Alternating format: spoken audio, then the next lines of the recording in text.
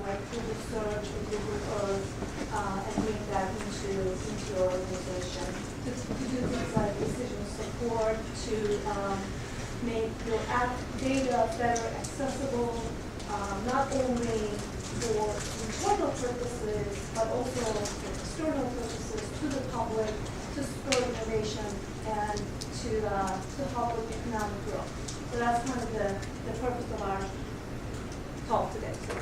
All right, thanks. If you want real-time monitoring, it's happening in the back of the room right now.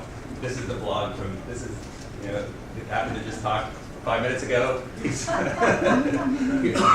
that's real-time monitoring, going on right here in this room. I have to have my, all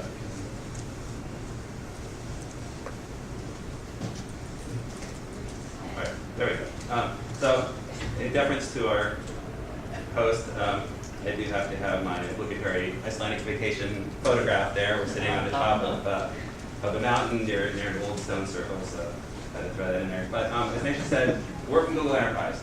We're the people that are trying to take the awesome things that Google does, shrink wrap them, and get them to use them in your own organization, right? So we have things like Google Earth Pro, we have a Google Search appliance, we have all the cloud services, so if you need compute capabilities, if you need storage, all that kind of stuff falls under Google Earth Enterprise. So this is the wing of Google that's trying to, provide you as a company with paid services to our infrastructure play.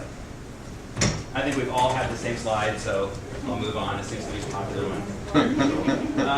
But I'm a geospatial engineer, so we're going to talk a little more about geo. And as you've heard over and over, geo has changed. Didn't Rebecca just say we're going to get 1 meter imagery of the Earth daily? I mean, that's insane, right? I mean, that's crazy, way more than we could ever have thought about just a short time ago. And so now you're on the receiving end of this fire hose, right? I mean, you're getting all this data coming at you all the time. And unfortunately, going from data to a map hasn't gotten a whole lot easier, right? I mean, I have a big pile of data, and then I just want to have it into some visualization, but there's this weird internal process where you have to go to a different department and ask them to make you a map, and it takes a long time, and weeks and months. So what we're trying to do is make it easier.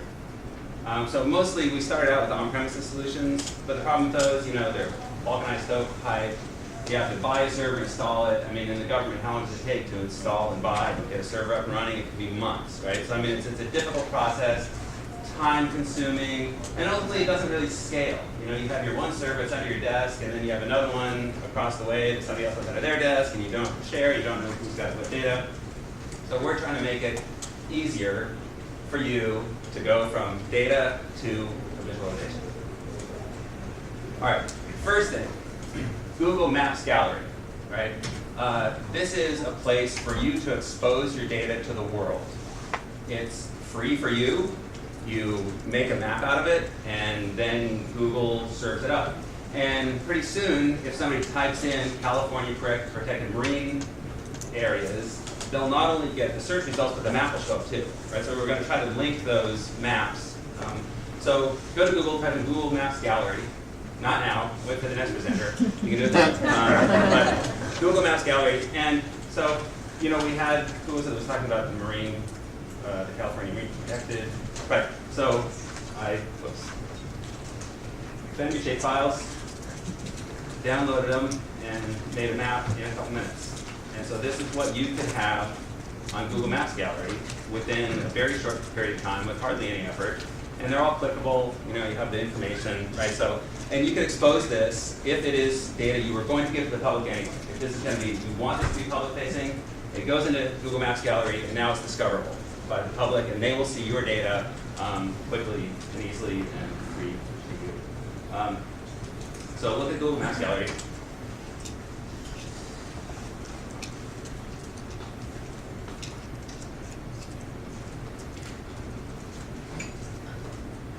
Maybe I should have used your All right, so now what if it's data you don't want to make to the public, right? You're getting all this data, you want to analyze it, you want to look at it, you want to think about it. Maybe you only want to publish it to your people or to use it internally. So here's an example of you can upload to Google Maps engine, not Maps Gallery, Google Maps Engine is our cloud-based platform that you can upload all types of geospatial data. You can upload geophysics, you can upload DEMS, you can upload bathymetric data, you can upload vector data.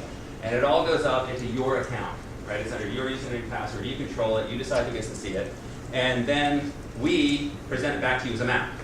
So we take your data, we process it, we tile it out, we reject it, we get it into a common visualization platform, and then we present it back to you as a map. So what does that look like? Here's a pretty simple one. This is just vector data. So we have, this is the economic zones. If you want the world economic zones, there they are. And this would be for like fisheries. So if I zoom in the blue, I can start picking up fisheries. So you can see these are like flounder fisheries. And we can put in really as much data as you want. You can pick up scallops, sole, crabs, all of that kind of stuff. It's very easy and quick to put in and visualize. So once we put in a layer, this is our default viewer, right? No JavaScript, no coding, no HTML. Click a button, you have this map. If you then want to make a more customized map, a beautiful map, different kind of colors, these are addressable individually as layers through Maps API. So you can say, I'm building this beautiful map, and by the way, I want to go fetch this one layer and bring it in without having to re-describe the layer again. So we make it easier for you either to just use a default interface or make a customized map. So then we also have the ability for you to do something other than just vector. This map is going to have several different layers. So this is Puget Sound, obviously, and I have a layer that's colored by depth. I have a layer that's, the bathymetric contours. So you can see the depth contours in there that are labeled. We have, this is just a shaded relief. So if you go into the Google map, you're not going to be able to go down into Puget Sound and look at a shaded relief of the bathymetric terrain. So you just take this data and upload it, and then you've got a map. And if you don't like seeing it in 2D, we can also pull the same data in 3D. So I just clicked on the View in Google Earth. It fires up Google Earth. And if this was a protected map, it would then ask me to log in.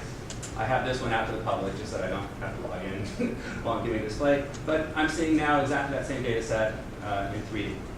But more importantly, if I turn my data off, so this is the Google data. So this is google.com's, and if you look down in the bottom, you'll see an elevation. Right? So we're actually reading the elevation off. And in Google's map, the elevation goes, the entire distance out through the ocean. But if I turn my data back on, now it's going to be reading my digital elevation model. So if I turn on, the DEM is turned on, and so now it's reading mine, or the ones the data that I just uploaded. So right now it's at 0 because I don't have data out there. I only uploaded the DEM for the Pacific Northwest, and as I zoom in a little bit more now, I start picking up depths. Also, if I draw a line, you can see this path that I drew. I can then view the elevation profile. And so this shows me, what is the depth at location. So if I'm planning a route, it's actually reading from Maps Engine in the cloud your digital elevation model that has now been displayed on a 3D